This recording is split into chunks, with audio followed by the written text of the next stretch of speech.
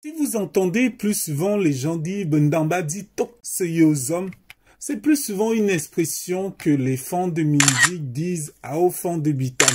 Parce qu'à Mindik, ils appellent la cuillère aux hommes et les gens de Bitam, ils appellent tok. Cela veut dire les souris mangent avec le tok et non avec les hommes. Bon, c'est une façon de mal parler. Mais voyons-en. Une personne qui maîtrise le fond, il ne peut pas parler ainsi. En effet, tok est le nom générique de cuillère. Donc, par exemple, on va dire toroken, qui veut dire feuille qui sert de cuillère. Et aussi, on peut dire toruntan. Toruntan, cela veut dire cuillère des blancs, traduit littéralement la cuillère en métal. Et après, on va voir torozok, qui veut dire cuillère d'ivoire. Mais lorsqu'on dit aux hommes n'est rien d'autre que cuillère en métal. Bienvenue dans ce cours où nous allons parler des 10 mots que l'on confond très souvent enfant. Donc les amis, ne manquez pas de liker et de vous abonner et ces mots seront vraiment très importants afin de vous aider à maîtriser. Et vous allez vous rendre compte que ces mots sont vraiment la plupart des temps confondus. Et n'oubliez pas que j'ai commencé à donner des cours, des formations personnelles. Si vous êtes intéressé, je vous laisse mon adresse dans les descriptions et vous pouvez directement m'écrire. Et je profite à dire aux gens, si vous n'êtes pas encore abonné, abonnez-vous. Cela va permettre à YouTube aussi de mieux nous référencer et c'est aussi une façon pour vous de nous soutenir. Donc, on va commencer sans plus tarder. Le mot 0, c'est tok aux hommes. Quand vous entendez tok, c'est les gens de Bitam plus souvent qui utilisent ça. Et les gens de Mindik vont dire aux hommes, oh, tok n'est rien d'autre que le mot générique. Donc, le mot générique de cuillère. Vous allez entendre toroken, toruntan, torozok. Et c'est comme ça, les amis. Donc, c'est le mot générique. Et pour dire vraiment la cuillère en métal, on va utiliser le mot aux hommes. Donc voilà un peu les amis et commençons-en. Comme premier mot, vous avez le mot que je vous ai envoyé sur Instagram et Facebook. J'ai posé la question, comment dit-on assiette enfant, effe-le ou bien essoie ou bien effe. Et vous allez vous rendre compte que beaucoup ont aimé la vidéo, mais il y a eu quand même quelqu'un de courageux qui m'a dit ceci que cela, c'est la même chose partout. Non les amis, détrompez-vous. En effet, lorsqu'on dit assiette enfant, ce n'est pas effeu. Effeu. Effeu veut dire cicatrice. Au belé effeu assou. Ça veut dire vous avez une cicatrice au visage.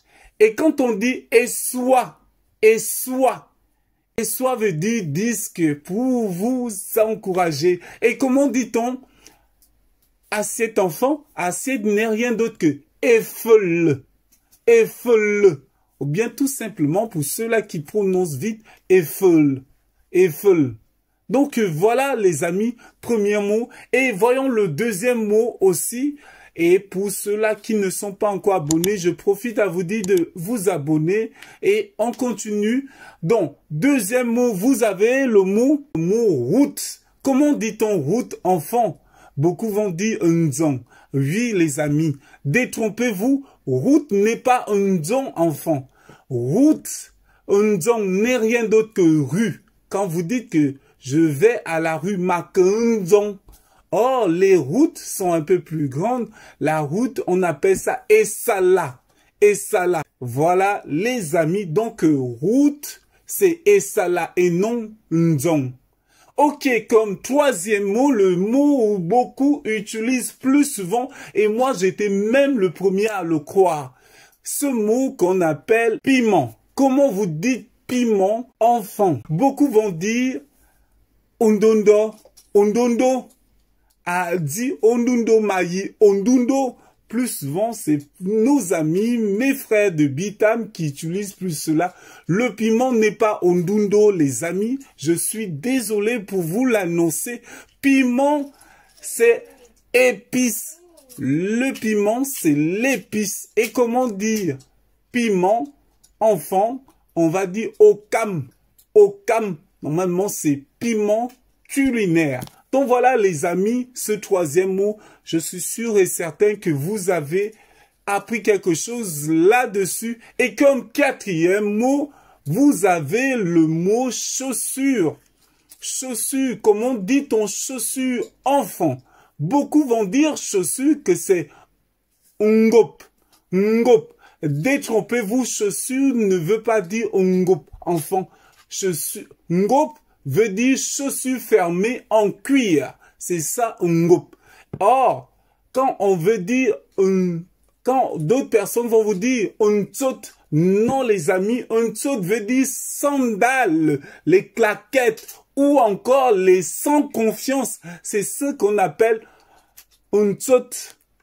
Ok, comment dit-on chaussure? Chaussure, c'est akok. Akok. Donc, c'est chaussure générique. Dans le nom général. Donc, voilà un peu, les amis. J'espère que cela vous venez encore d'apprendre quelque chose d'important. Et comme cinquième mot, vous avez le mot laver. Quand on va dire laver, moi j'étais le premier, je disais atouk. D'autres personnes vont dire atouk. Et détrompez-vous, atouk ne veut pas dire laver, mais laver en frottant.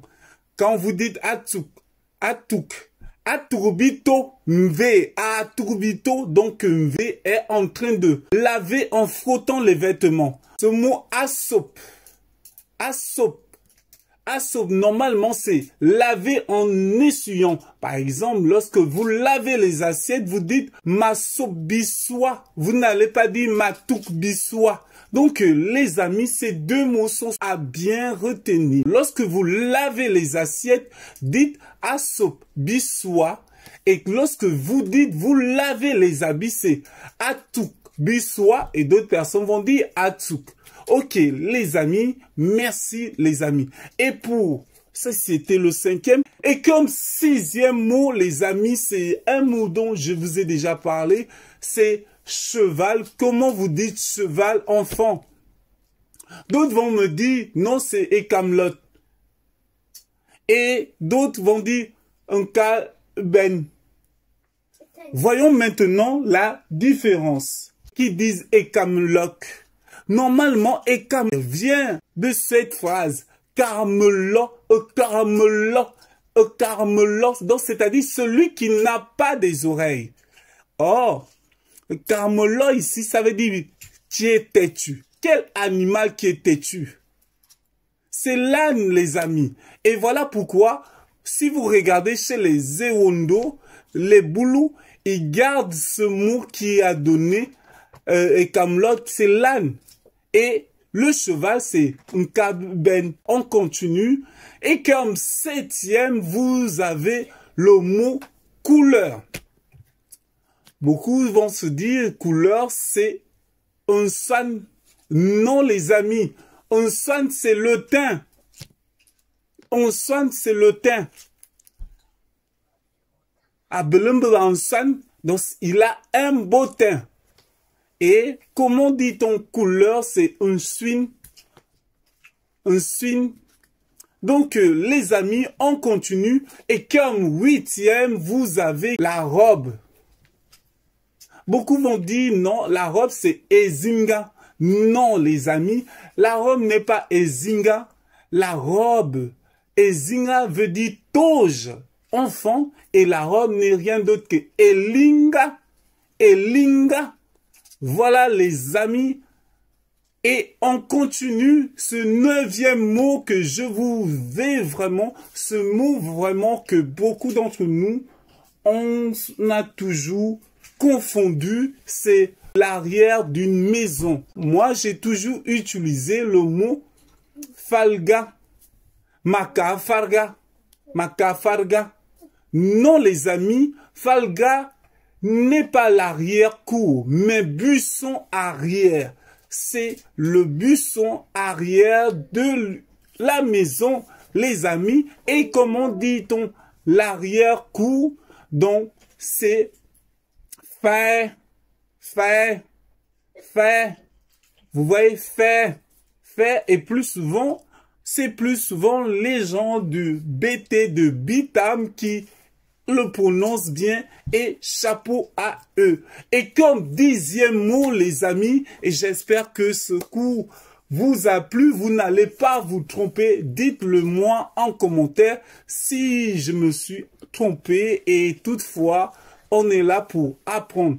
Donc, comme dernier mot, vous avez le miroir. Comment dit-on miroir enfant? Beaucoup vont dire ngop. Normalement, ça vient de ngobeyen, ngobeyen.